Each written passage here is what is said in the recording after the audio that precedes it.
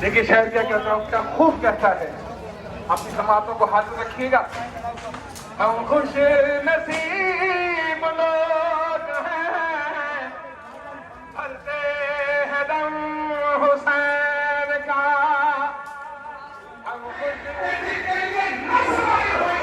जैसे दीवान हुसैन आए मकाम, और एक ऐसे मासूम है कि जिनके लिए नस्ल वाली नहीं हुई, लेकिन वो तकलीफ ऐसा है कि शोहरा फरमाते हैं, इसका खुलासा ये है कि पीले मेरे सीने फातिमा ज़हरा तो हो जाते इमाम अब्बास।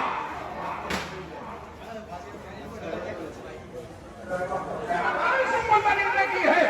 अब्बास वो है कि जिनके लिए कहा उम्मुल बनीन ने, ऐ अब्बास याद रखना कि तुम गुलाम ज़ाते हो या आका ज़ाते। याद रखना तुम गरीब ज़ाते हो और ये आका ज़ाते। लिहाजा कभी अपने आप को इन जैसा मत समझना।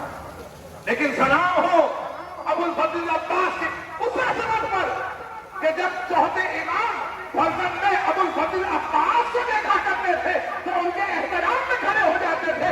पूछने वाले ने पूछा इसकी वजह क्या है?